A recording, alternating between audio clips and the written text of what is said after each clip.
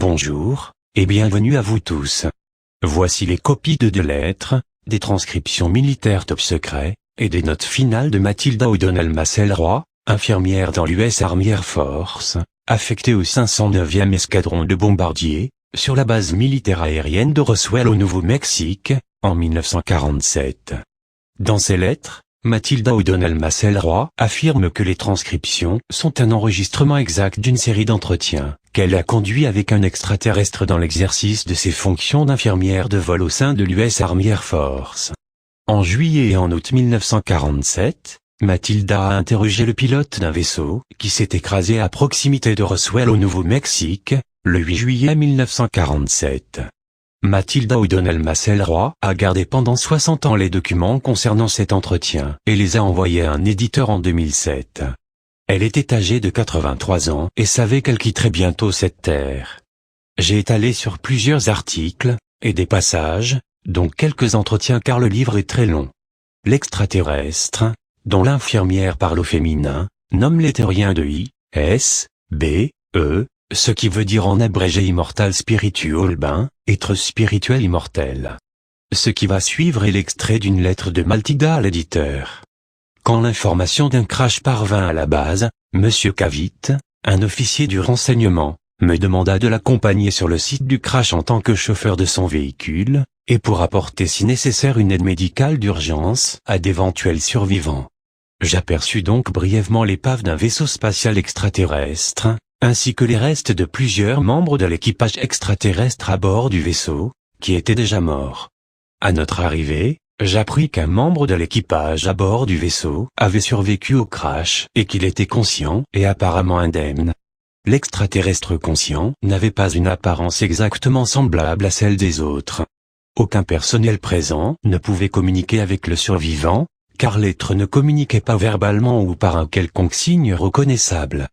Pourtant, en examinant si le patient portait des blessures, je détectai et compris immédiatement que l'être extraterrestre tentait de communiquer avec moi par image mentale, ou contact télépathique, projeté directement depuis son esprit.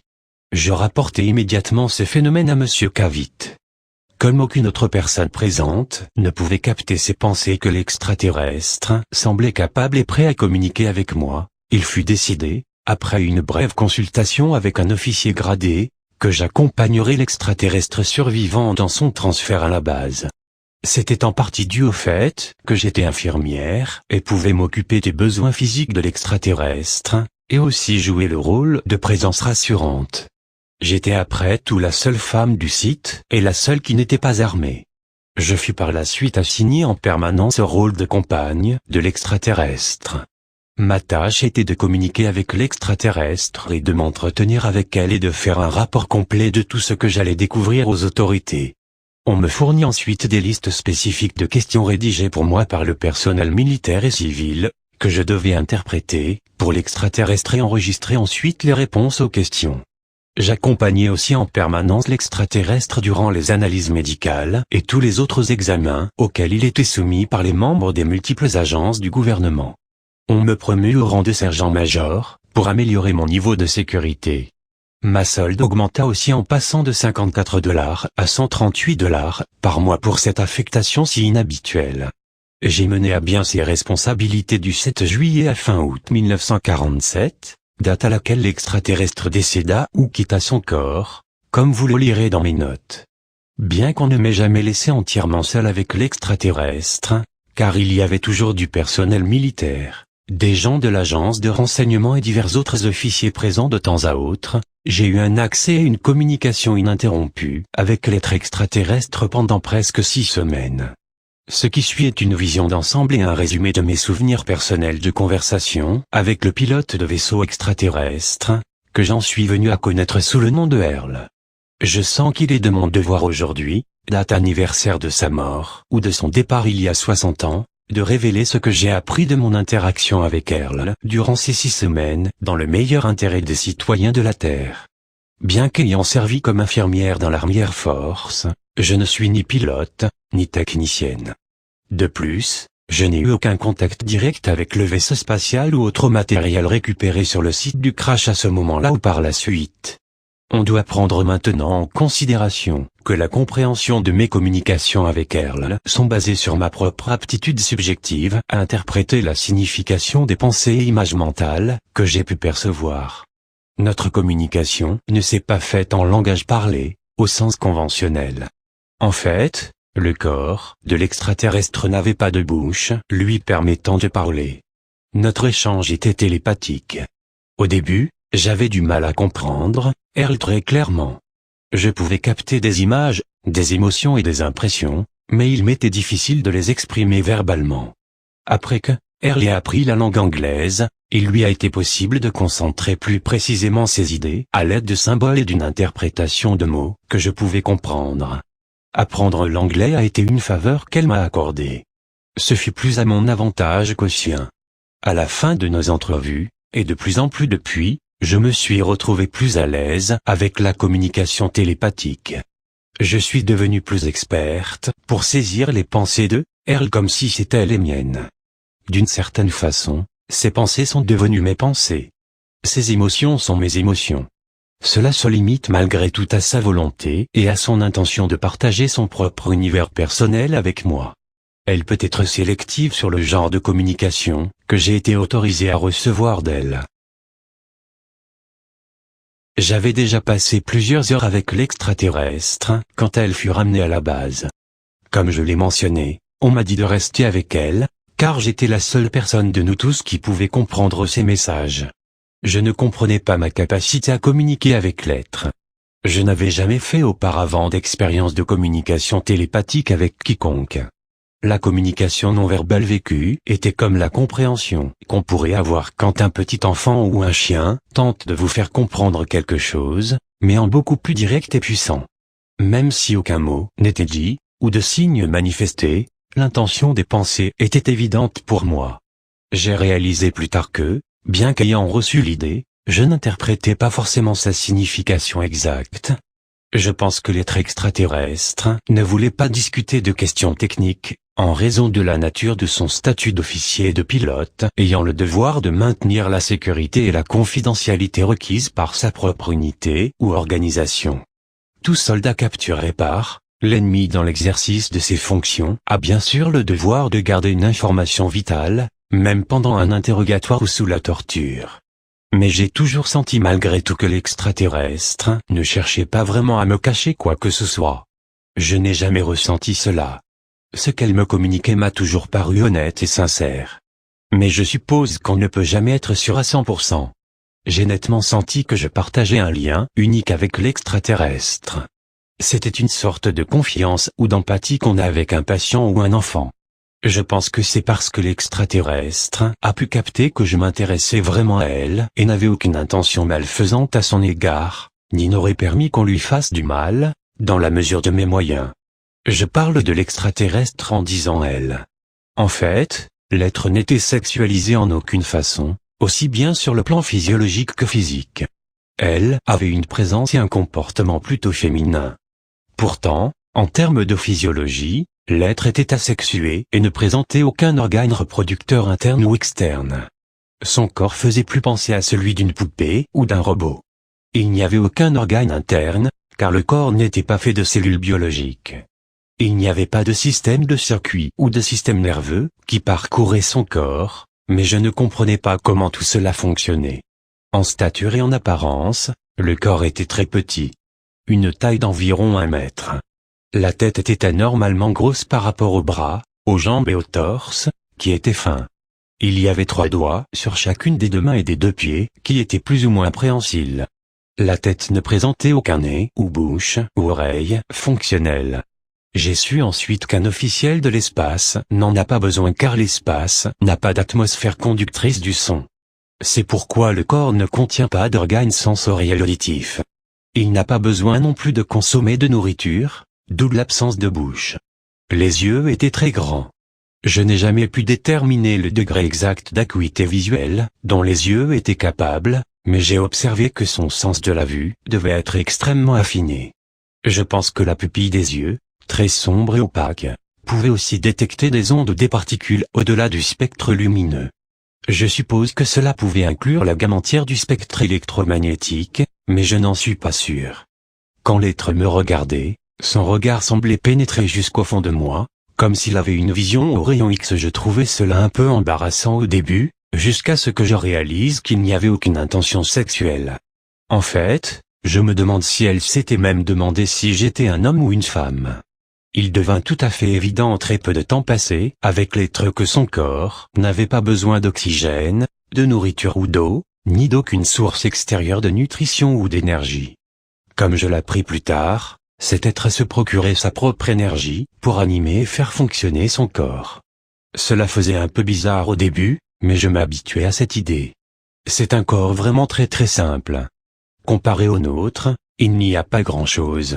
Elle m'expliqua qu'elle n'était pas mécanique, comme un robot, et pas biologique non plus. Elle est auto-animée en tant qu'être spirituel. Techniquement parlant, d'un point de vue médical, je dirais que le corps de elle ne pouvait même pas être appelé vivant. Son corps de poupée n'est pas une forme de vie biologique avec des cellules et tout le reste. Sa peau ou le genre de revêtement de couleur grise qui lui servait de peau était soyeuse au contact.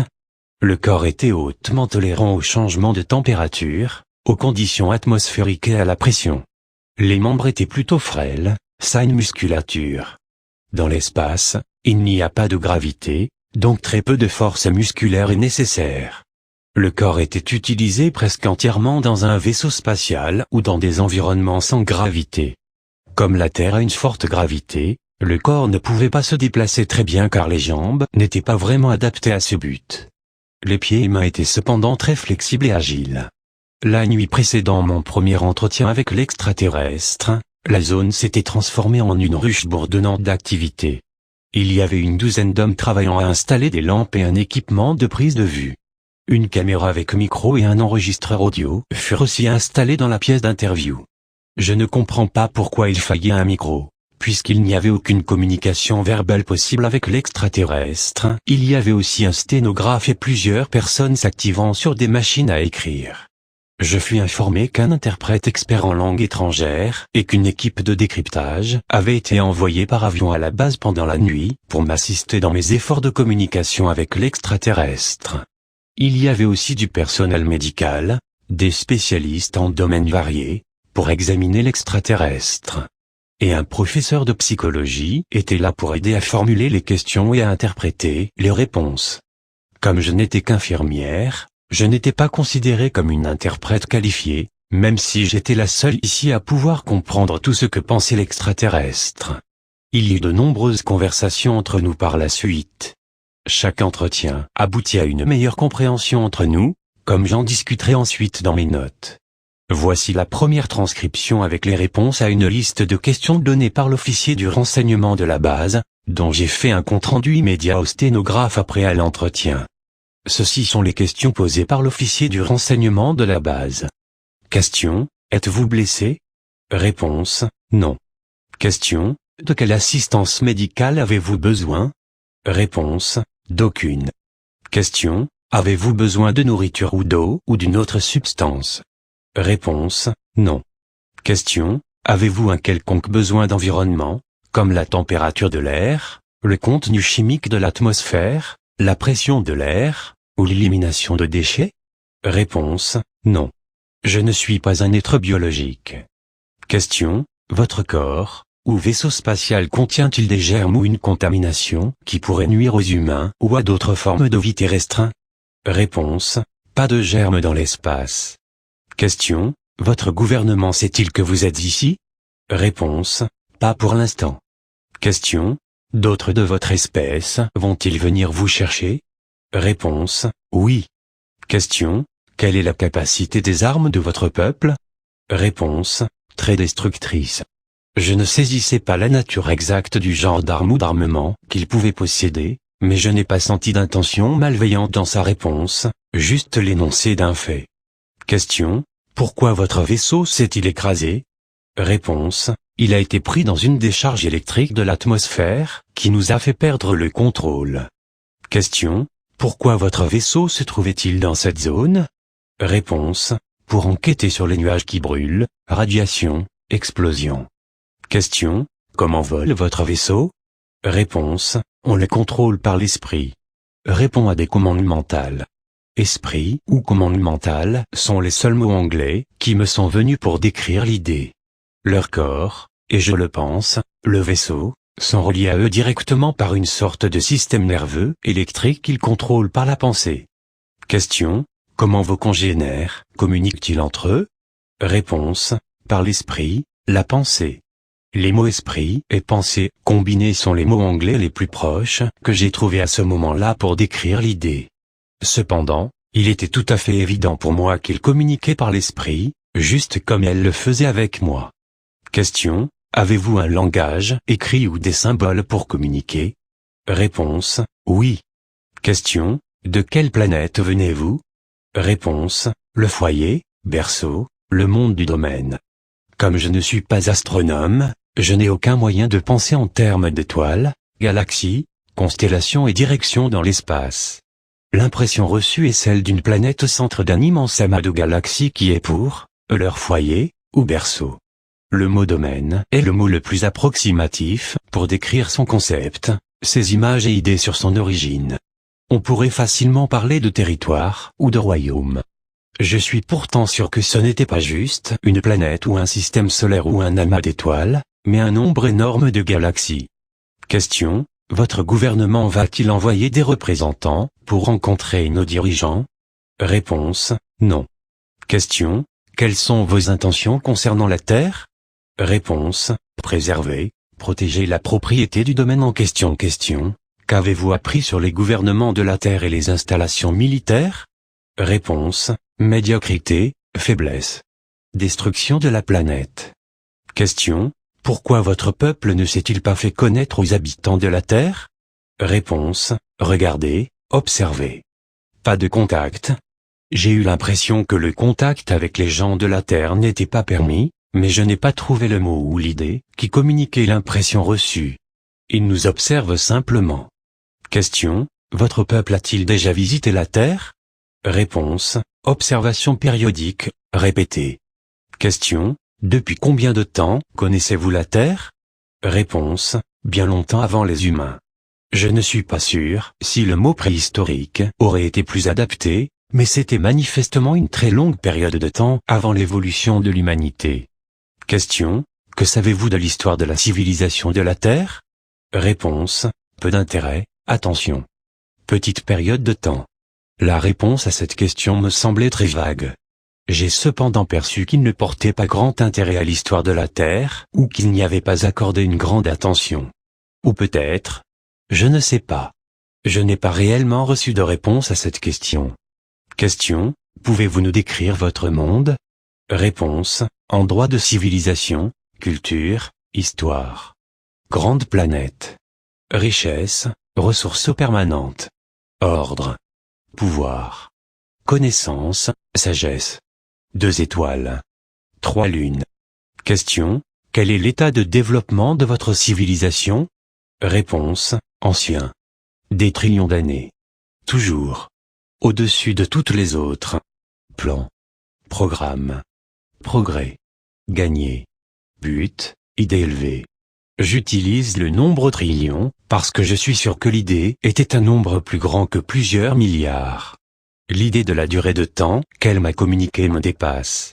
C'est vraiment plus près de l'idée d'infini en termes d'années terrestres. Question: croyez-vous en Dieu? Réponse: nous y pensons. C'est le faire continuer. Toujours. Je suis sûr que l'extraterrestre ne comprend pas le concept de Dieu ou de pratique religieuse comme nous le faisons. Je suppose que les gens de sa civilisation sont tous athées. Mon impression a été qu'ils ont une idée de très élevée et qu'ils en sont en fait très fiers. Question: quel type de société avez-vous? Réponse: ordre. Pouvoir. Toujours l'avenir. Contrôle. Croissance. Ce sont les mots les plus proches que je pouvais utiliser pour décrire l'idée qu'elle se faisait de sa propre société ou civilisation. Son émotion, en communiquant la réponse à cette question, est devenue très intense, très lumineuse et emphatique. Sa pensée était remplie d'une émotion qui m'a donné un sentiment de jubilation ou de joie. Mais cela m'a rendue aussi très nerveuse. Question: existe-t-il d'autres formes intelligentes de vie derrière vous dans l'univers? Réponse: partout. Nous sommes les plus grands. les plus évolués de tous. En raison de sa petite stature, je suis sûr qu'elle ne voulait pas dire les plus grands en taille. De nouveau, sa nature fière se montrait dans le sentiment capté. Note personnelle de Mathilda, le premier entretien a fini ici. Quand les réponses à la première liste de questions furent tapées et données à ceux qui les attendaient, ils étaient tout excités que je puisse faire tout dire à l'extraterrestre. Ils furent cependant déçus, après avoir lu mes réponses, de ne pouvoir comprendre plus clairement. Ils avaient maintenant une foule de nouvelles questions après la première liste de réponses aux questions posées. Un officier me dit d'attendre d'autres instructions. J'ai attendu plusieurs heures dans le bureau attenant. Je n'étais pas autorisé à continuer mon entretien avec l'extraterrestre. Mais je fus bien traité et j'avais la permission de manger, de dormir et d'utiliser les commodités quand je le voulais. Une nouvelle liste de questions à poser à l'extraterrestre fut enfin rédigée. J'ai cru comprendre que plusieurs autres agents du gouvernement et des officiels de l'armée étaient arrivés à la base pendant ce temps-là. Ils m'ont dit que d'autres personnes assisteraient au prochain entretien, pour pouvoir m'inciter à demander de nouveaux détails. En tentant de mener l'entretien avec ces gens dans la pièce, je ne reçus aucune pensée, émotion ou autre communication perceptible de la part de l'extraterrestre. Rien. Il était simplement assis sur sa chaise sans bouger. Nous quittâmes tous la salle d'interview. L'agent du renseignement se mit à s'agiter. Il m'accusait de mentir ou de falsifier les réponses aux premières questions. J'insistais que mes réponses étaient honnêtes et aussi précises que possible pour moi. Plus tard ce jour-là, il fut décidé que d'autres personnes essaieraient de poser des questions à l'extraterrestre. Malgré plusieurs tentatives par différents experts, personne d'autre ne put obtenir de communication de l'extraterrestre. Plusieurs jours après, une scientifique en recherche parapsychologique fut envoyée à la base par avion pour s'entretenir avec l'extraterrestre. Son nom était Gertrude quelque chose, je ne me souviens plus de son nom de famille. À une autre occasion, un Indien clairvoyant nommé Krishnamurti, Mathilda parle bien de Jiddu Krishnamurti, le philosophe et spiritualiste indien, arriva à la base pour tenter de communiquer avec l'extraterrestre. Ni l'un ni l'autre ne réussira à obtenir une quelconque communication de lui. Je ne pouvais moi non plus communiquer télépathiquement avec aucune de ces personnes, bien qu'il m'ait semblé reconnaître en Monsieur Krishnamurti un gentleman gentil et intelligent. Il fut finalement décidé que je serais laissé seul avec l'extraterrestre, pour voir si je pouvais obtenir des réponses. On me demanda pour l'entretien suivant de ne poser qu'une seule question à l'extraterrestre. Question: pourquoi avez-vous stoppé la communication? Réponse: pas stoppé. Les autres. Intention cachée. Peur secrète. L'extraterrestre ne pouvait communiquer avec eux parce qu'ils avaient peur d'elle, ou ne lui faisaient pas confiance. Et il est clair pour moi que l'extraterrestre est très consciente que les gens ont des intentions secrètes envers elle et cachent leurs pensées réelles. Il est également évident pour moi que dans cette affaire, l'extraterrestre n'a pas la moindre peur d'eux, ou de quoi que ce soit. Note personnelle de Mathilda. J'ai bien réfléchi aux mots choisis, pour transmettre la signification des pensées de l'extraterrestre, avant de les rapporter au sténographe et aux gens, qui attendaient anxieusement dans la pièce d'à côté. Pour ma part, je n'ai jamais ressenti la moindre peur ou appréhension concernant l'extraterrestre. J'étais très curieuse et impatiente d'apprendre tout ce que je pouvais d'elle, et sur elle. Pourtant, comme elle, je ne faisais pas trop confiance aux agents ou autorités qui contrôlaient mes entretiens. Je n'avais aucune idée de leurs intentions envers moi. Je suis pourtant sûr que les officiers de l'armée étaient très nerveux sur le fait d'avoir entre les mains un vaisseau et son pilote extraterrestre. À ce moment-là, mon plus grand souci était la manière de comprendre plus clairement les pensées et idées de l'extraterrestre. Je pensais que ça se passait plutôt bien en tant que récepteur, télépathique, mais pas très bien en tant qu'émetteur. Je souhaitais désespérément découvrir un meilleur moyen de communiquer avec l'extraterrestre d'une manière qui rendrait possible à la légion d'officiels du gouvernement de le comprendre plus directement, sans avoir à passer par mon interprétation de ses pensées. Je ne me sentais pas trop qualifié comme interprète, j'étais pourtant la seule personne avec laquelle l'extraterrestre communiquait, il me revenait donc de faire ce travail. Je prenais de plus en plus conscience que tout ceci était probablement le plus gros événement dans l'histoire de la Terre et que je devrais être fier d'y jouer un rôle. Bien sûr, Tout l'incident fut officiellement démenti à l'époque dans la presse et une dissimulation de très grande ampleur, par l'armée et le gouvernement, en place s'était déjà mise en place. Je commençais cependant à ressentir la pression de la responsabilité en étant la seule personne sur Terre, autant que je sache, à communiquer avec une forme de vie extraterrestre. Je pense savoir ce qu'a dû ressentir Colomb en découvrant un nouveau monde, de la taille d'un continent sur notre petite planète. Mais j'étais sur le point de découvrir un univers inexploré entièrement nouveau. En attendant les prochaines instructions de mes supérieurs, je retournais dans mes quartiers sous l'escorte de plusieurs soldats lourdement armés. Plusieurs autres hommes habillés de noir m'accompagnaient aussi. Ils étaient toujours là quand je me réveillais le lendemain matin. Après le petit déjeuner, qui me fut apporté dans mes propres quartiers, ils m'escortèrent pour mon retour au bureau de la base, qui servait aux interviews. Le troisième entretien, et tous les suivants réalisés avec l'extraterrestre, ont été observés et enregistrés, par des douzaines d'autres personnes. Ils n'étaient malgré tout pas présents physiquement, une pièce spéciale avait été aménagée avec une vitre sans teint pour que l'entretien puisse être observé de la pièce adjacente, sans perturber l'extraterrestre. L'extraterrestre avait été déplacé dans une pièce récemment construite et était assis sur une chaise ordinaire de salle à manger rembourrée, garnie d'un tissu à fleurs. Je suis sûr que quelqu'un avait été dépêché à la ville pour acheter une chaise dans le magasin de meubles le plus proche. Le corps de l'extraterrestre avait à peu près la taille d'un enfant de 5 ans très mince, la chaise paraissait donc exagérément grande. Comme son corps n'était pas biologique, l'extraterrestre n'avait besoin d'aucune nourriture, ni d'air ou de chaleur, et semblait ne pas dormir non plus. On ne voyait pas de paupières ni de sourcils au-dessus de ses yeux, elle ne fermait donc pas les yeux. Je pense que personne n'aurait pu dire si elle dormait ou était éveillée quand elle se tenait assise tout droit sur sa chaise. À moins de la voir bouger son corps ou faire un geste avec sa main, on avait du mal à dire si elle était même en vie ou non, sauf si on pouvait capter ses pensées. J'ai appris finalement que l'extraterrestre ne s'identifiait pas par son corps, mais par sa personnalité, si je puis dire. Ses compagnons extraterrestres la nommaient Earl. C'est le mot le plus proche que je peux utiliser pour décrire le nom à l'aide de l'alphabet anglais. J'ai senti qu'elle préférait qu'on parle d'elle au féminin. Je pense que nous partagions une empathie naturelle féminine et une attitude maternelle envers la vie et l'une envers l'autre. Je suis sûr qu'elle n'était pas à l'aise avec l'attitude combative, agressive qui dominait chez les officiers et agents masculins, chacun d'eux étant plus concerné par leur propre importance et leur pouvoir que par la découverte des secrets de l'univers. Quand je suis entré dans la pièce, elle était très contente de me voir. J'ai senti un sentiment très sincère de reconnaissance, de soulagement et une sensation chaleureuse de sa part. C'était comme une impatience et une affection platonique qu'on ressent de la part d'un chien ou d'un enfant, avec pourtant un calme et un contrôle réservé. Je dois dire que j'étais surprise de ressentir le même genre d'affection pour l'être extraterrestre, surtout après avoir passé si peu de temps ensemble.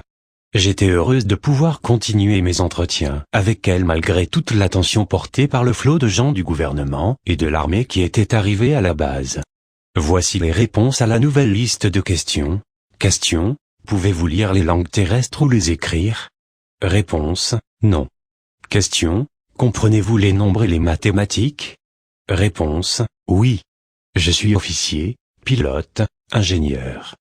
Question: pouvez-vous écrire ou dessiner des symboles ou des dessins que nous pourrions traduire dans notre propre langue? Réponse: certaines questions. Y a-t-il d'autres signes ou moyens de communication que vous pourriez utiliser pour nous aider à comprendre plus clairement vos pensées? Réponse: non. Note personnelle de Mathilda: j'étais tout à fait sûr que ce n'était pas vrai. Mais j'ai clairement compris que Earl ne désirait pas communiquer par l'écriture ou le dessin ou par un langage des signes. Mon sentiment était qu'elle suivait des ordres, comme tout soldat capturé, de ne pas révéler, même sous la torture, une information qui pourrait servir à l'ennemi. Elle ne pouvait et ne voulait révéler que des informations non confidentielles, ou personnelles, du style nom, rang, et numéro de série. Question: pouvez-vous nous montrer sur une carte du ciel quelle est l'étoile de votre planète natale? Réponse: non. Ce n'est pas parce qu'elle ne connaît pas les directions depuis la Terre jusqu'à sa planète natale. Elle ne voulait pas révéler l'endroit. C'était aussi dû au fait que le système stellaire de sa planète natale n'existe sur aucune carte terrestre. c'est bien trop loin. Question. Combien de temps faudrait-il à votre peuple pour vous localiser ici? Réponse. Inconnu. Question. Combien de temps de voyage faudrait-il à votre peuple pour venir à votre secours? Réponse. Quelques minutes ou heures. Question. Comment pouvez-vous leur faire comprendre que nous n'avons pas l'intention de vous nuire? Réponse. Les intentions sont claires. Voir dans votre esprit, image, sentiment. Question. Si vous n'êtes pas une entité biologique, pourquoi faire référence à vous-même au féminin? Réponse. Je suis créateur. Mère. Source. Note personnelle de Mathilda. Il ne m'a fallu que quelques minutes pour poser ces questions. J'ai réalisé que nous pourrions nous retrouver en fâcheuse posture si l'extraterrestre ne voulait pas coopérer, ou révéler une information que l'armée, les agences de renseignement ou les scientifiques penseraient utile pour eux. J'étais aussi certaine que l'extraterrestre connaissait avec certitude les réelles intentions des gens qui rédigeaient ces questions, car elle pouvait lire dans leur esprit aussi facilement qu'elle pouvait lire mes pensées et communiquer avec moi par télépathie. À cause de ces intentions, elle ne voulait et ne pouvait coopérer avec aucun d'eux en aucune façon, quelles que soient les circonstances. Je suis également sûr que n'étant pas une forme de vie biologique, aucune forme de torture ou de contrainte ne la ferait changer d'avis. Après avoir expliqué aux agents du renseignement ce que je pensais être les raisons d'une réponse, sans réponse, il y eut beaucoup d'agitation et d'effervescence. Une discussion très chaude s'ensuivit entre certains officiers du renseignement, les officiels de l'armée, le psychologue et les interprètes linguistes. Ceci se prolongea pendant plusieurs heures. Il fut finalement décidé que je serais autorisé à continuer les entretiens avec l'extraterrestre, à condition que j'obtienne une réponse satisfaisante de sa part à la question suivante. Question. De quelle assurance ou preuve avez-vous besoin de notre part pour vous sentir suffisamment en sécurité pour répondre à nos questions? Réponse. Juste elle à parler. Juste elle à entendre. Juste elle à poser question. Pas d'autre. Doit apprendre, connaître, comprendre. Note personnelle de Mathilda. En sortant de la pièce d'interview, pour rapporter la réponse de l'extraterrestre à cette question, je reçus une réception maussade et sceptique de l'Assemblée des agents du renseignement et du personnel militaire. Ils ne comprenaient pas ce que l'extraterrestre voulait dire par là. J'ai admis que je ne comprenais pas vraiment non plus ce qu'elle voulait dire, mais que je faisais de mon mieux pour exprimer ses intentions télépathiques. J'ai dit aux officiels que peut-être le problème de communication avait à voir avec mon incapacité à comprendre assez clairement le langage télépathique de l'extraterrestre, pour qu'il donne satisfaction. J'étais si découragé à ce moment-là que j'ai presque envie d'abandonner. Et maintenant il y avait encore plus d'arguments qu'avant. J'étais sûr d'être démise de ma position, malgré le fait que l'extraterrestre refusait de communiquer avec tous les autres, ou que personne d'autre n'avait réussi à communiquer avec elle. Par bonheur, un collègue très astucieux nommé John Hubble, spécialiste du japonais à la Navy, donna une explication et une solution au problème. Il expliqua que, premièrement, le problème n'avait que peu à voir avec l'incapacité de l'extraterrestre à communiquer. Cela concernait davantage son refus de communiquer avec quelqu'un d'autre que moi. Deuxièmement, pour avoir une communication claire et compréhensible, les deux parties devaient se comprendre et communiquer grâce à un langage commun. Les mots et symboles d'une langue transmettent des concepts et des significations très précises. Il a dit que les Japonais ont beaucoup d'homonymes dans leur langue, ce qui entraîne une grande confusion dans la conversation quotidienne. Ils résolvent ce problème en utilisant des caractères chinois standards, pour écrire les significations exactes du mot utilisé. Ce qui le rend intelligible. Sans une nomenclature définie, la communication n'est pas possible au-delà de la compréhension rudimentaire qui existe entre les hommes et les chiens ou entre de petits enfants. Le manque d'un vocabulaire commun avec des mots clairement définis, que toutes les parties peuvent couramment utiliser, était le facteur limitant dans la communication entre les gens, les groupes ou les nations. Donc, il suggéra qu'il n'y avait que deux choix. Je devais apprendre à parler le langage de l'extraterrestre ou l'extraterrestre devait apprendre l'anglais. En fait, un seul choix était possible, que je persuadère d'apprendre l'anglais et que je le lui enseigne avec le guidage d'un spécialiste des langues. Personne ne voyait d'objection à tenter cette approche, car il n'existait aucune autre suggestion. Le linguiste suggéra que je prenne avec moi plusieurs livres pour enfants, un premier livre de lecture basique et un manuel de grammaire. Le plan était de m'asseoir près de l'extraterrestre et de lui lire à haute voix, tout en suivant avec mon doigt le texte que je lisais pour qu'elle puisse suivre. La théorie était qu'on pourrait apprendre à lire à l'extraterrestre, comme on apprend à lire à un enfant en associant mot et son avec le mot écrit, ainsi que les règles fondamentales de grammaire. Ils ont supposé aussi, je pense, que si l'extraterrestre était assez intelligente pour communiquer avec moi par télépathie et traverser la galaxie dans un vaisseau spatial, elle pourrait probablement apprendre à parler une langue aussi rapidement qu'un enfant de 5 ans, ou plus vite. Je retournai dans la salle d'interview et proposai cette idée à Earl. Elle ne s'opposa pas à apprendre la langue, sans promettre pour autant de répondre aux questions. Personne n'ayant une meilleure idée, nous fîmes donc comme prévu.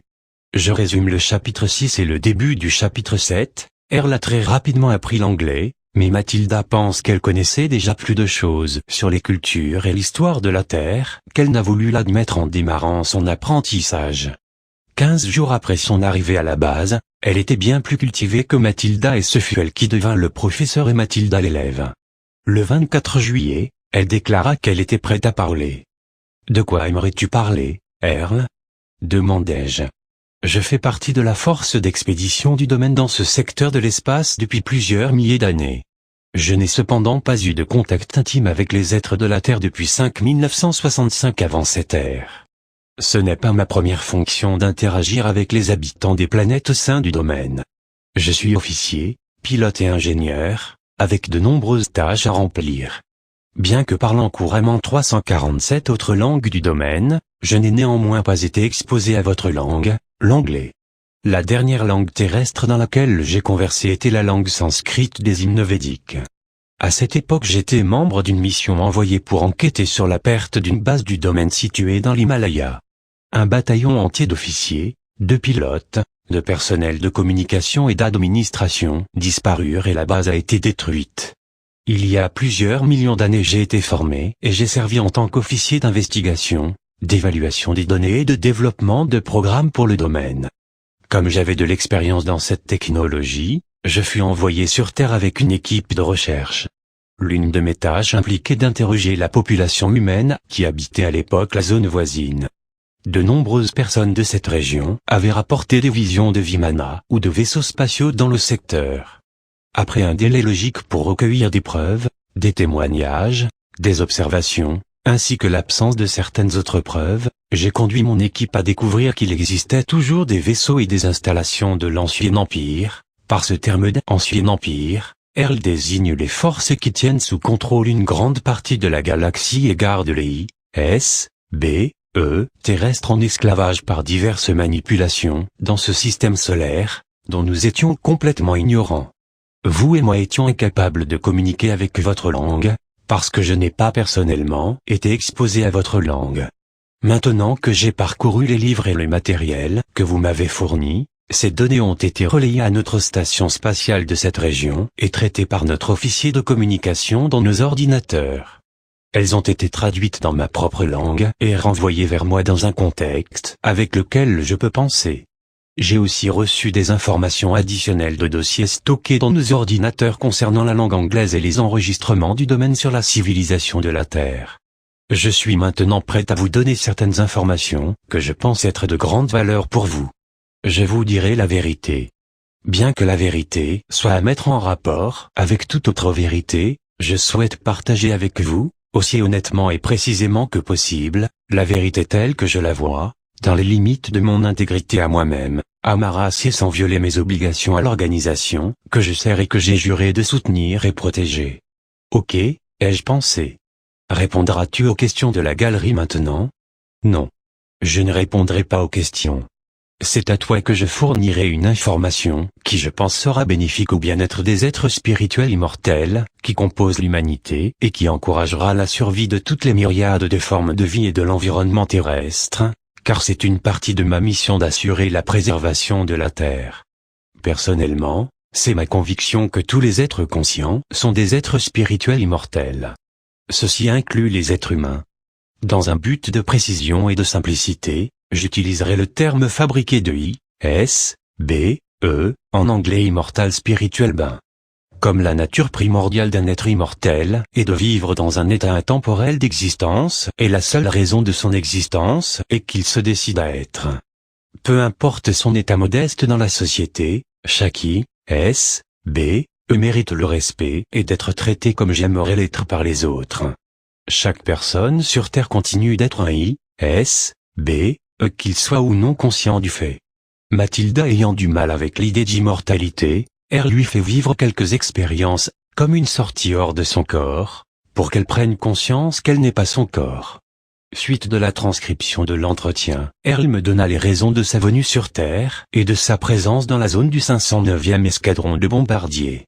Elle avait été envoyée par ses supérieurs pour enquêter sur les explosions d'armes nucléaires, qui ont été testées au Nouveau-Mexique.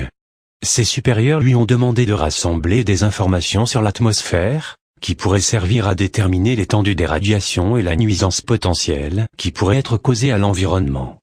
Pendant sa mission, le vaisseau a été touché par une décharge électrique, qui a entraîné une perte de contrôle et le crash. Le vaisseau spatial est dirigé par des B, qui utilisent des cordes poupées, tout à fait comme un acteur, qui porte un masque et un costume. C'est comme une panoplie avec laquelle fonctionnait dans le monde physique. Elle, ainsi que les autres B, de la classe des officiers et leurs supérieurs, habitent ces corps de poupées quand ils sont à l'œuvre dans l'espace. Quand ils ne sont pas en service, ils quittent le corps et fonctionnent, pensent, communiquent, voyagent et existent sans se servir de corps. Les corps sont faits de matériaux synthétiques, y compris un système nerveux électrique très sensible, auquel chaque B, s'ajuste ou se met en phase avec une longueur d'onde électronique, qui correspond exclusivement à la longueur d'onde de la fréquence émise par chaque B, Chaque ISBE est capable de créer une fréquence d'onde unique qu'il identifie, un peu comme une fréquence de signal radio. Ce qui sert, en partie, comme identification à la manière d'une empreinte digitale. Le corps de poupée agit pour le ISBE comme un récepteur radio. Il n'y a pas de fréquence ou de corps de poupée exactement identiques. Les corps de chaque membre d'équipage ISBE sont également en phase et en connexion avec le système nerveux, construit dans le vaisseau spatial. Le vaisseau est construit de la même manière que le corps de poupée. Il est ajusté spécifiquement à la fréquence de chaque membre d'équipage. Le vaisseau peut donc être dirigé par les pensées ou l'énergie émise par le ISBE.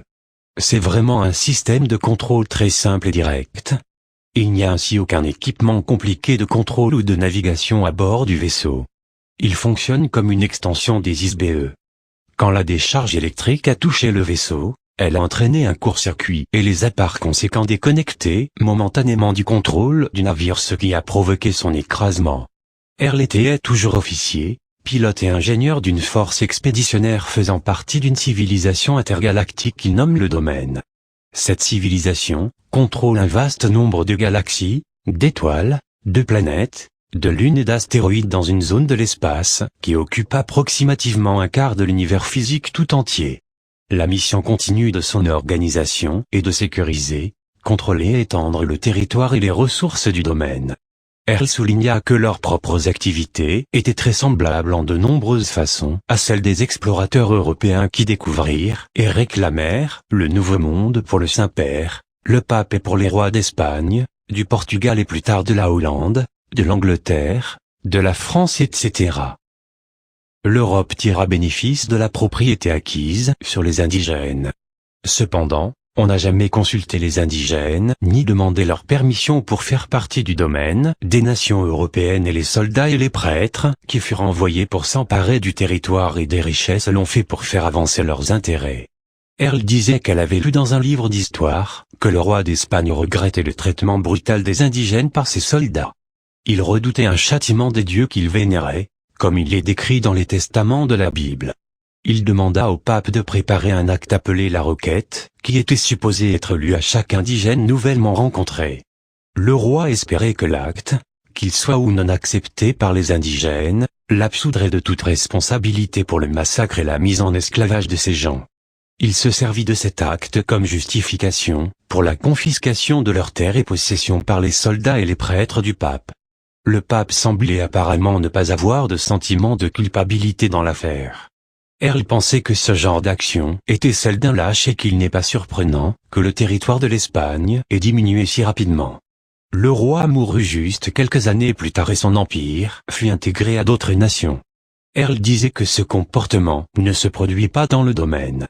Ses dirigeants assument la pleine responsabilité des actions du domaine et qu'ils se dénigreraient en agissant ainsi. Ce n'est pas qu'ils craignent de quelconque dieu ou qu'ils aient un regret pour leurs actes. Cette idée renforce ma suggestion initiale que Earl et son peuple sont probablement athées. Dans le cas de l'acquisition de la terre par le domaine, les dirigeants du domaine ont choisi de ne pas révéler ouvertement cette intention aux indigènes de la terre jusqu'à ce que le temps vienne où il sera ou non possible que ce révéler collera à leurs intérêts. Pour le moment, il n'est pas nécessaire sur un plan stratégique de faire connaître la présence de la force expéditionnaire du domaine à l'humanité. En fait, elle a été jusqu'à présent farouchement cachée pour des raisons qui seront révélées plus tard. La ceinture d'astéroïdes proche de la Terre est très petite, mais c'est un endroit important pour le domaine dans cette partie de l'espace. En fait, certains objets de notre système solaire sont très précieux en les utilisant comme des stations spatiales à faible gravité. Leur intérêt primordial est constitué par les satellites à faible gravité de ce système solaire, principalement la face de la Lune opposée à la Terre et la ceinture d'astéroïdes, qui était une planète détruite il y a des milliards d'années, et à un degré moindre, Mars et Vénus. Des structures en dôme synthétisées à partir de gypse ou des bases souterraines protégées par des écrans électromagnétiques sont facilement construites pour abriter les forces du domaine. Une fois qu'une zone de l'espace est acquise par le domaine et devient une partie du territoire sous son contrôle, elle est traitée comme une propriété du domaine. Une station spatiale près de la planète Terre n'est importante que parce qu'elle se situe le long d'une route d'expansion du domaine vers le centre de la galaxie de la Voie lactée et au-delà. Bien sûr, tous ceux du domaine sont au courant de cela, excepté les habitants de la Terre. L'enseignement donné à Mathilda continue. Les membres de la galerie la pressent de poser des questions spécifiques auxquelles Earl refuse de répondre. Le sujet de l'entretien suivant porte sur une brève histoire de la Terre, de notre système solaire et de l'espace proche, selon la perspective du domaine. Avant de pouvoir comprendre la notion d'histoire, il faut d'abord comprendre la notion de temps. Le temps n'est qu'une mesure arbitraire du mouvement des objets à travers l'espace. L'espace n'est pas linéaire. Il est déterminé par le point de vue d'un ISBE quand il regarde un objet. La distance entre l'ISBE et l'objet vu est appelée espace. Les objets, ou masses d'énergie, de l'espace ne se meuvent pas nécessairement selon un mode linéaire. Dans l'univers, les objets tendent à se mouvoir au hasard ou dans un schéma courbe ou cyclique, ou comme déterminé par des règles en accord. L'histoire n'est pas seulement un enregistrement linéaire d'événements, comme l'insinuent de nombreux auteurs de l'histoire de la Terre, parce que ce n'est pas une corde qu'on peut étirer et marquer comme un instrument de mesure. L'histoire est une observation subjective du mouvement d'objets à travers l'espace, enregistrée selon le point de vue d'un survivant, plutôt que de ceux qui ont succombé. Les événements se produisent en interaction et simultanément, exactement comme un corps biologique avec le cœur qui pompe le sang, les poumons qui fournissent de l'oxygène aux cellules, se reproduisant à l'aide de l'énergie solaire et des substances chimiques émises par les plantes, pendant que le foie draine en même temps les déchets toxiques du sang et les élimine par la vessie et les intestins. Toutes ces interactions sont concomitantes et simultanées. Même si le temps court consécutivement, les événements ne se produisent pas dans un courant linéaire indépendant. Pour visionner et comprendre l'histoire ou la réalité du passé, il faut considérer tous les événements comme faisant partie d'un ensemble interactif. Le temps peut aussi être senti comme une vibration qui est uniforme d'un bout à l'autre de l'univers physique tout entier. Earl expliqua que les ISBE ont été là avant même le début de l'univers. La raison pour laquelle on les appelle immortels est que l'esprit ne naît pas et ne peut pas mourir, mais existe avec la perception personnelle de Est, sera. Elle expliqua soigneusement que chaque esprit est différent des autres. Chacun a une identité, un pouvoir, une conscience et une capacité parfaitement uniques. La différence entre un ISBE, comme Earl et la plupart des ISBE habitant des corps sur Terre, est que Earl peut entrer et sortir de son corps de poupée à volonté. Elle peut percevoir à différents niveaux de la matière. Earl et les autres officiers du domaine peuvent communiquer par télépathie. Comme un ISBE n'est pas une entité de l'univers physique, elle n'a pas d'emplacement dans l'espace ou le temps. Un ISBE est littéralement immatériel. Il peut traverser instantanément de grandes distances dans l'espace. Il peut vivre des sensations, plus intensément qu'un corps biologique, sans l'aide des mécanismes sensoriels physiques. Un ISBE peut exclure la souffrance de ses perceptions. Il peut aussi garder son identité en mémoire, si je puis dire, remontant des lointaines brumes du temps, depuis des trillions d'années. Elle dit que la collection de soleils existant dans ce voisinage immédiat de l'univers brûle depuis 200 trillions d'années. L'univers physique est d'un âge infiniment ancien, mais probablement âgé d'au moins 4 milliards d'années depuis ses tout débuts. Le temps est un facteur difficile à mesurer car il dépend de la mémoire subjective des ISBE ou des groupes d'ISBE et il n'y a pas eu d'enregistrement uniforme des événements de l'univers physique depuis ses débuts. Comme sur Terre, il y a de nombreux systèmes différents pour mesurer le temps, définis par diverses cultures, qui utilisent des cycles de mouvement et des points d'origine pour établir un âge et une durée. L'univers physique lui-même est formé par la convergence et l'amalgame de nombreux autres univers individuels, chacun d'eux ayant été créé par un ISBE ou un groupe d'ISBE. La collision de ces univers illusoires les a mélangés et fondus, et ils se sont solidifiés pour former un univers créé mutuellement. Comme il est admis que l'énergie et les formes peuvent être créées, mais non détruites, ce processus de création a continué pour former un univers en perpétuelle expansion de proportions matérielles presque infinies. Avant la formation de l'univers physique, il s'est passé une vaste période durant laquelle les univers n'étaient pas solides, mais totalement illusoires. On pourrait dire que l'univers était un univers d'illusions magiques fait pour apparaître et disparaître au gré d'un magicien. Dans chaque cas, le magicien était un ou plusieurs ISBE. De nombreux ISBE sur Terre peuvent encore retrouver de vagues images de cette période. Les contes de magie, de sorcellerie et d'enchantement, les contes de fées et la mythologie parlent de ces choses, bien qu'en termes très grossiers. Chaque ISBE est entré dans l'univers physique quand il a perdu son propre univers natal. C'est-à-dire quand l'univers natal du ISBE a été anéanti par l'univers physique, ou que le ISBE s'est joint à d'autres ISBE, pour créer ou conquérir un univers physique. Sur Terre, la possibilité de déterminer quand un ISBE est entré dans l'univers physique est difficile pour deux raisons. La mémoire des ISBE sur Terre a été effacée, et l'arrivée des ISBE ou leur invasion de l'univers physique s'est passée à différentes époques, il y a 60 trillions d'années et d'autres il y a seulement 3 trillions d'années. De temps à autre et en peu de temps, quelques millions d'années, une zone ou une planète sera reprise par un autre groupe d'ISBE pénétrant dans ce secteur. Ils captureront parfois d'autres ISBE pour en faire des esclaves. Ils seront forcés à habiter des corps, pour jouer des rôles subalternes, ou du travail manuel, particulièrement l'extraction de minerais sur des planètes à forte gravité, comme la Terre. Elle dit qu'elle a été membre de la force expéditionnaire du domaine pendant plus de 625 millions d'années, quand elle est devenue pilote pour une mission de surveillance biologique qui incluait des visites occasionnelles à la Terre. Elle se souvient de toute sa carrière là-bas et de très longtemps avant cela. Elle m'a dit que les scientifiques terrestres n'ont pas de système précis de mesure pour jauger l'âge de la matière. Ils supposent que puisque certains types de matériaux semblent se détériorer plutôt rapidement, comme la matière organique ou celle à base de carbone, il y a une détérioration de la matière. Mesurer l'âge d'une pierre, en se basant sur l'âge du bois ou de l'os n'est pas précis. C'est une erreur fondamentale. En fait, la matière ne se détériore pas. Elle ne peut être détruite. La matière peut être altérée dans sa forme, mais elle n'est jamais vraiment détruite.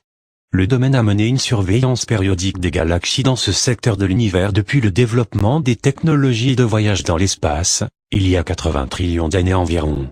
Un passage en revue des changements d'aspect de la Terre révèle que les chaînes de montagnes s'élèvent et descendent, les continents changent d'emplacement, les pôles de la planète se déplacent, les calottes glaciaires vont et viennent, des océans apparaissent et disparaissent, rivières, vallées et canyons évoluent.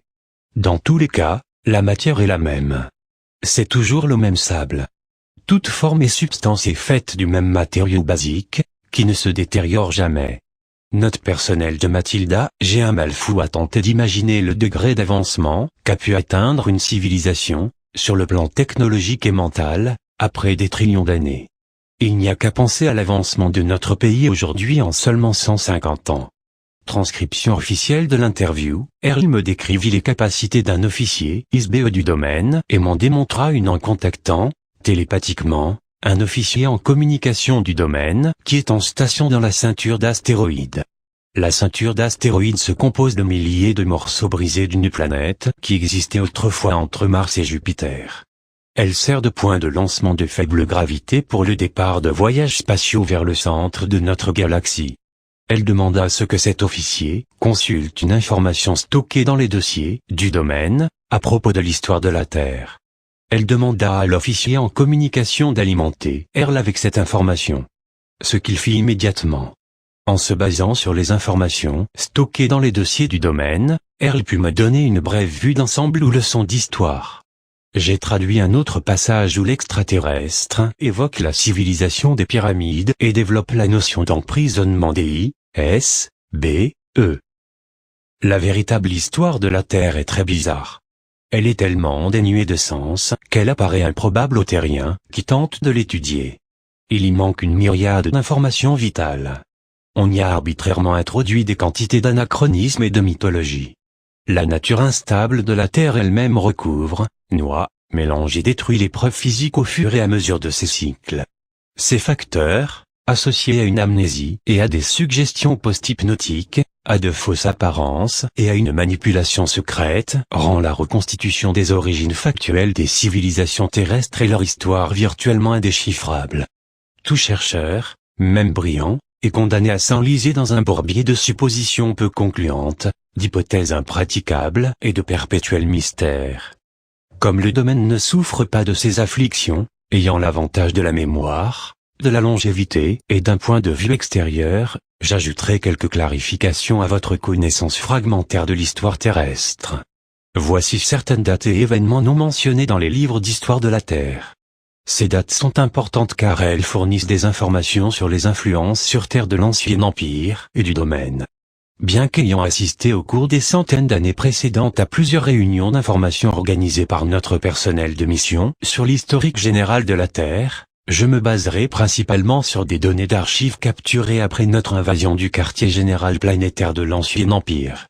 La force expéditionnaire du domaine a suivi depuis cette époque la progression générale des événements terrestres.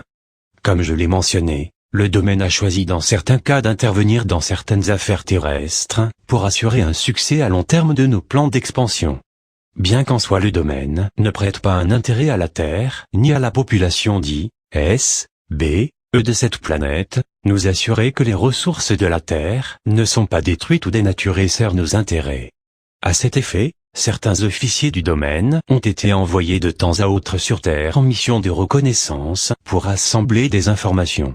Les dates et événements à suivre ont été cependant extrapolés à partir des renseignements accumulés dans les dossiers du domaine, tout du moins ceux qui me sont accessibles grâce au centre de communication de la station spatiale. Moins de 108 000 établissements de l'Ancien Empire, dont le quartier général était situé près d'une étoile de la constellation de la Grande Ourse de cette galaxie. La force d'invasion de l'Ancien Empire avait conquis quelque temps avant la zone avec des armes nucléaires. Après diminution de la radioactivité et avoir achevé une remise en état, il y eut l'immigration d'êtres d'une autre galaxie dans celle-ci. Ces êtres mirent sur pied une société qui dura jusqu'à il y a environ 10 000 ans, quand elle fut supplantée par le domaine. La civilisation terrestre en est venue très récemment à ressembler à cette civilisation, maintenant qu'elle est tombée hors de son contrôle immédiat. Je veux parler en particulier de l'apparence et de la technologie des transports comme les avions, les trains, les navires, les automobiles, et ce que vous considérez comme moderne ou futuriste dans l'architecture, qui imite l'aspect des édifices des grandes cités de l'Ancien Empire. Avant 75 000 les archives du domaine contiennent très peu d'informations sur les civilisations des masses terrestres continentales de l'Atlantide et de la Lémurie, sauf pour noter qu'elles ont coexisté sur Terre à plus ou moins la même époque. Il semble que les deux civilisations aient été fondées par les survivants de cultures interplanétaires, qui avaient fui leur système planétaire natal pour échapper à une persécution politique ou religieuse. Le domaine sait qu'un décret de longue date de l'Ancien Empire interdit la colonisation de planètes sans autorisation. Il est donc possible que leur destruction ait été causée par des forces policières ou militaires qui ont pourchassé les colons criminels et les ont détruits. Bien que cela semble une supposition, aucune preuve concluante n'existe qui explique la destruction complète et la disparition de deux civilisations entières. Une autre possibilité est qu'une éruption volcanique sous-marine massive dans la région du lac Toba à Sumatra et du mont Krakatau à Java ait entraîné la destruction de la Lémurie. Les vagues géantes causées par l'éruption ont submergé toutes les masses terrestres, y compris les plus hauts sommets. Les survivants de la destruction, les Lémuriens, sont les ancêtres primitifs des Chinois. L'Australie et les régions océaniques du Nord étaient le centre de la civilisation lémurienne, qui est à l'origine des races orientales. Les deux civilisations possédaient l'électronique et des technologies aérospatiales.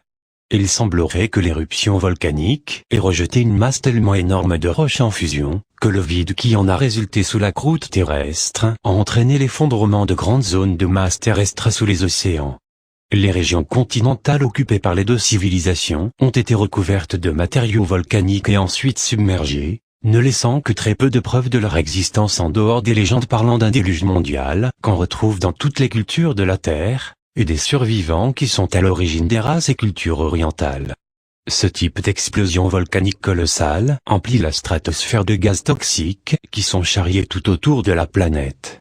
Les suites de ces éruptions volcaniques peuvent facilement être à l'origine de pluies qui durent 40 jours et 40 nuits en raison de la pollution atmosphérique et d'une longue période pendant laquelle les rayons solaires sont réfléchis vers l'espace, engendrant un refroidissement mondial. Un tel événement peut certainement causer une ère glaciaire, des extinctions de formes de vie et de nombreux autres changements à long terme durant des milliers d'années. En raison des innombrables types d'événements cataclysmiques mondiaux survenant naturellement, la planète Terre n'est pas un lieu d'habitation adapté à des ISBE.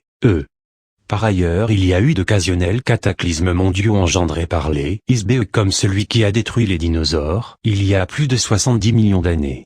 Cette destruction a été causée par une guerre intergalactique durant laquelle la Terre et de nombreuses autres lunes et planètes voisines furent bombardées par des armes atomiques. Les explosions atomiques ont entraîné des retombées atmosphériques très semblables à celles des éruptions volcaniques. La plupart des planètes de ce secteur de la galaxie sont depuis des déserts inhabitables.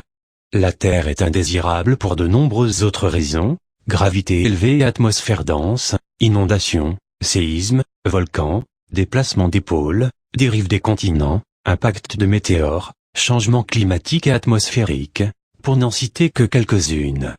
Quel genre de civilisation durable pourrait développer une culture sophistiquée dans un tel environnement? De plus, la Terre est la petite planète d'une étoile en bordure de la galaxie. Ce qui rend la Terre très isolée géographiquement de civilisations planétaires plus concentrées qui existent vers le centre de la galaxie. Ces faits évidents font que la Terre n'est adaptée qu'à un usage zoologique ou botanique, ou qu'à son rôle actuel de prison, mais pas pour grand-chose d'autre. Avant moins 30 000, la Terre a commencé à servir de dépotoir et de prison pour les ISBE qui étaient jugés intouchables, c'est-à-dire des criminels et des non-conformistes. Des ISBE ont été capturés, emprisonnés dans des pièges électroniques et transportés vers la Terre de divers points de l'Ancien Empire. Des stations d'amnésie souterraines ont été installées sur Mars et sur Terre dans les monts Rwenzori, à la frontière de l'Ouganda et de la RDC en Afrique, au Portugal et dans les steppes de la Mongolie. Ces centres de surveillance électronique créent des écrans de force conçus pour détecter et capturer des ISBE quand l'ISBE quitte son corps à la mort. Les ISBE subissant un lavage de cerveau à l'aide d'une puissante force électronique dans le but de maintenir la population terrestre dans un état de perpétuelle amnésie. D'autres contrôles de population sont installés à l'aide de mécanismes électroniques de contrôle de la pensée à longue portée. Ces stations sont toujours en service et elles sont extrêmement difficiles à attaquer ou à détruire, même pour le domaine, qui ne maintiendra pas ultérieurement de forces militaires importantes dans cette zone. Les civilisations des pyramides ont été créées intentionnellement sur Terre en tant que système de prison des ISBE. Une pyramide est supposée être un symbole de sagesse. Cependant, la sagesse de l'Ancien Empire sur la planète Terre est prévue pour fonctionner en tant que piège amnésique élaboré, constitué par les notions de masse, concept et mystère. Elles sont contraires aux qualités d'un être spirituel immortel, qui n'a pas de masse ou de concept. Un ISBE n'existe que parce qu'il pense qu'il existe. Masse, représente l'univers physique, incluant des objets comme les étoiles, les planètes, les gaz, les liquides, les particules d'énergie et l'état azaté. Les pyramides étaient de très massifs objets, comme l'étaient toutes les structures créées par l'Ancien Empire. Des objets lourds, massifs, denses, solides créent une illusion d'éternité. Les cadavres enveloppés de linge, imprégnés de résine, placés dans des cercueils dorés décorés de gravures et mis en terre avec leurs possessions terrestres parmi des symboles codés, créent une illusion de vie éternelle. Les symboles denses et lourds de l'univers matériel sont pourtant l'exact opposé d'un isbe. Un isbe n'a ni masse, ni âge. Les objets ne durent pas éternellement. Un I, S, B, E existe éternellement. Concept, de faux concepts empêchent de connaître la vérité. Les cultures des pyramides de la Terre sont une illusion fabriquée. Elles ne sont rien de plus que de fausses civilisations arrangées par la mystérieuse secte de la Fraternité du Serpent.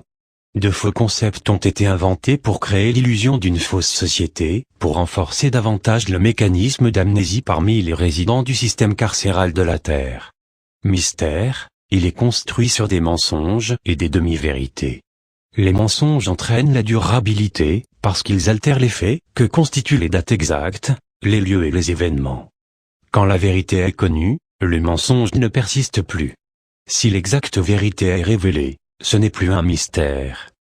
Toutes les civilisations des pyramides de la Terre ont été soigneusement fabriquées grâce à des couches superposées de mensonges, habilement assaisonnées de quelques vérités. Le prêtre de la secte de l'Ancien Empire mélangeait des mathématiques sophistiquées et une technologie futuriste, à des métaphores théâtrales et du symbolisme.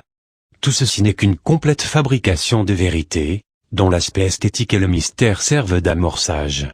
Les rituels compliqués, les alignements astronomiques, les rites secrets, les monuments massifs, les merveilles architecturales, les hiéroglyphes artistiquement restitués, les dieux, mi-hommes, mi-animaux ont été conçus pour créer un insoluble mystère pour la population I, S, B, E en prison sur Terre.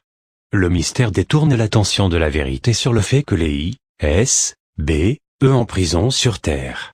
Le mystère détourne l'attention de la vérité sur le fait que les I, S, B, E sur Terre est venu d'un autre système planétaire. Aucune personne sur Terre n'est native de cette planète. Les êtres humains n'ont pas évolué sur Terre. La société égyptienne du passé était gouvernée par les administrateurs de prison ou les prêtres, qui à leur tour manipulaient le pharaon, contrôlaient le trésor et gardaient en esclavage la population des résidents, tant physiquement que spirituellement. Dans les temps modernes, les prêtres ont changé, mais la fonction est la même.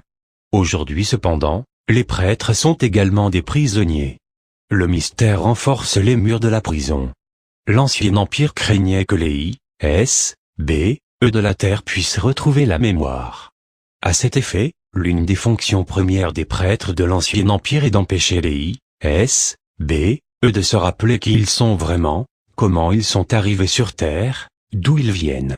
Les gestionnaires du système carcéral de l'Ancien Empire, et leurs supérieurs, ne veulent pas que les I, S, B, E se souviennent de qui les a assassinés, capturés, qui leur a volé toutes leurs possessions, les a envoyés sur Terre, les a rendus amnésiques et les a condamnés à un emprisonnement éternel. Imaginez ce qui pourrait se passer si tous les habitants de la prison se rappelaient soudain qu'ils ont le droit à la liberté. Et s'ils réalisaient tout d'un coup qu'ils ont été emprisonnés à tort et qu'ils se soulèvent comme un seul homme contre leur gardien. L'Ancien Empire a peur de révéler quoi que ce soit qui évoque la civilisation des planètes natales des résidents. Une apparence physique, un élément de costume, un symbole, un navire spatial, un appareillage d'électronique avancée, ou tout autre vestige de la civilisation de la planète natale pourrait rappeler quelque chose et raviver la mémoire. Des technologies sophistiquées de piégeage et d'esclavage, développées sur des millions d'années dans l'Ancien Empire, ont été appliquées sur les ISBE avec l'intention de créer une fausse façade de prison. Ces façades ont été installées sur la totalité de la Terre, tout en même temps. Chaque élément est une partie parfaitement intégrée du système carcéral. Ce qui comprend une religion de double discours incompréhensible. Toutes les civilisations de pyramides l'utilisent comme un mécanisme de contrôle, pour garder la population en esclavage, par la force, la peur et l'ignorance. Le fouillis indéchiffrable d'informations inutiles, de dessins géométriques, de calcul mathématique, d'alignement astronomique, fait partie d'une fausse spiritualité basée sur des objets matériels plutôt que sur des esprits immortels, pour embrouiller et désorienter les I, S, B, E de la Terre. Quand le corps d'une personne mourait, on l'enterrait avec ses possessions terrestres, y compris son ancien corps drapé dans du tissu, pour alimenter son âme, ou cas après la mort. Un ISBE ne possède pas une telle âme. Un ISBE est une âme. Sur la planète natale de l'I, S, B, E, ses possessions matérielles ne sont pas perdues, volées ou oubliées quand l'être est mort ou a quitté son corps. L'I, S, B, E pouvait revenir et réclamer ce qu'il possède. Si l'I, S, B, E est amnésique, il ne se souviendra pas qu'il possédait quelque chose. Donc, les gouvernements, les compagnies d'assurance, les banquiers, les membres de la famille et autres vautours, peuvent récupérer tout ce que possède le décédé sans crainte de représailles de sa part. La seule raison de ces faux concepts est d'instiller l'idée que l'I, S, B, E n'est pas un esprit, mais un objet matériel. C'est un mensonge. C'est un piège. D'innombrables gens ont passé des heures interminables à tenter d'assembler les pièces du puzzle égyptien et d'autres civilisations de l'Ancien Empire. Ce sont des puzzles faits de pièces qui ne s'emboîtent pas. Je vous laisse en juger par vous-même et je vous dis à très bientôt.